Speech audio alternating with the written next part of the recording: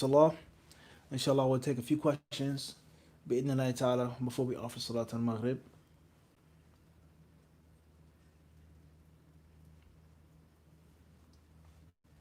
If there are any questions, we'll try to take a few of them.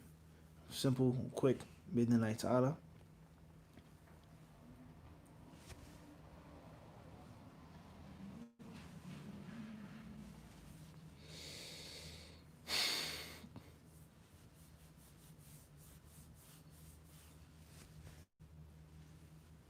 Yes, from London, UK. Thoughts on recent Nike advert of niqabi turning to uncovered women with LGBT flag.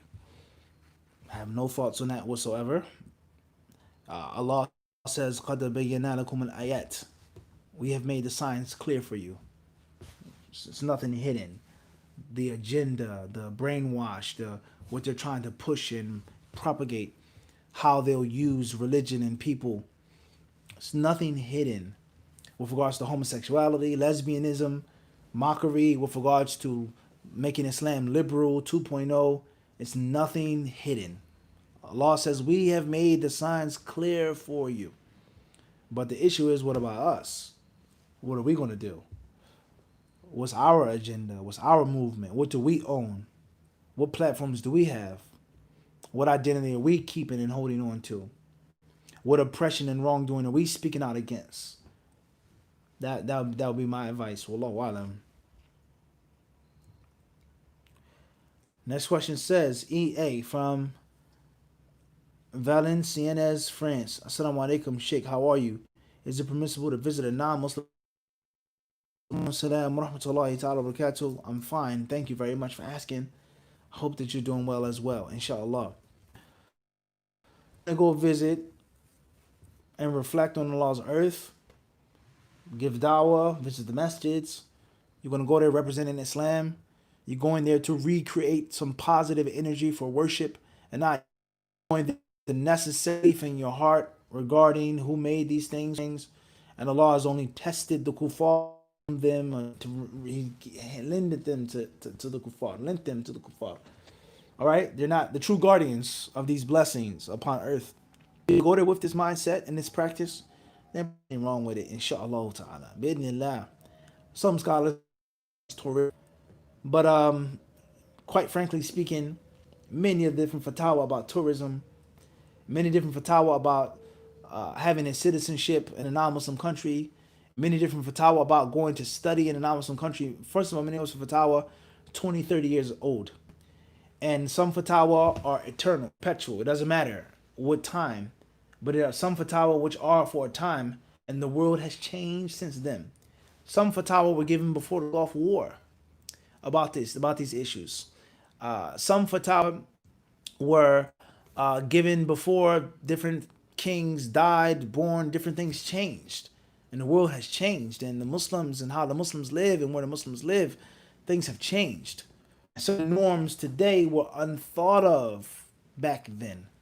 Totally unthought of, that the Muslim country would be like this, the Middle East would be like this, the Holy Lands would be like this. Totally unthought of.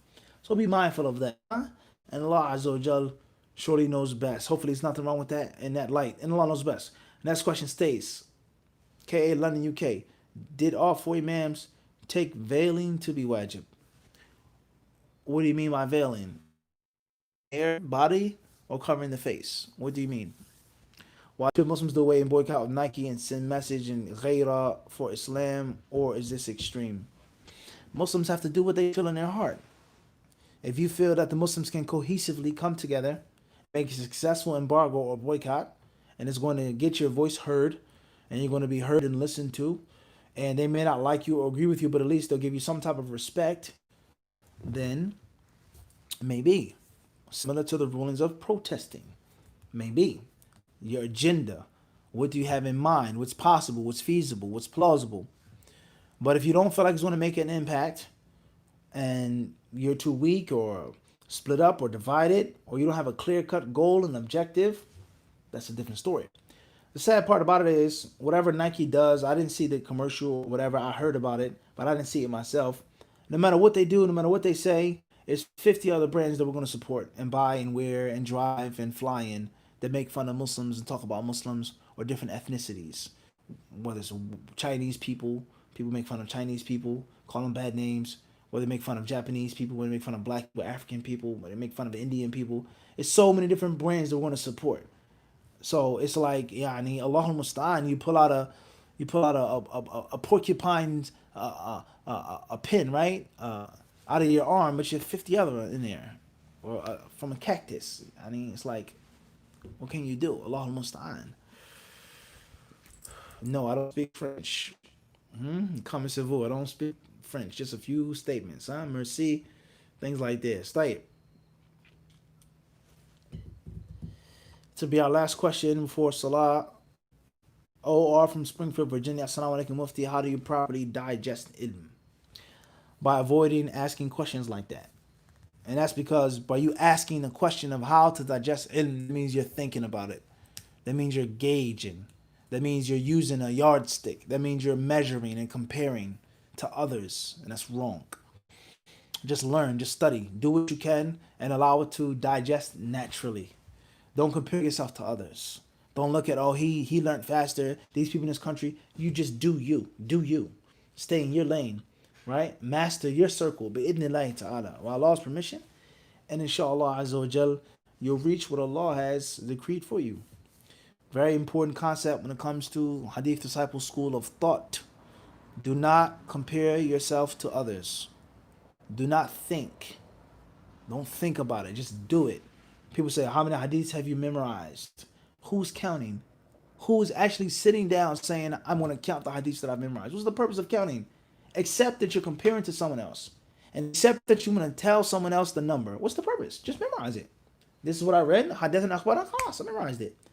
Books, with regards to ijazat, certain things, not saying you can't mention numbers all the time, but the concept of, oh, I memorized 20 hadiths, and I have certain, what's the purpose? Except that you're comparing, except that you're thinking, except that you're consciously gauging your studies instead of just studying. There's no such thing as study time. And you understand? And Allah Azza wa Jalla should know his best. Jazakumullah khairan. Sallallahu sallam wa barak ala abdihi wa rasulihi nabiyina wa imamina Muhammad.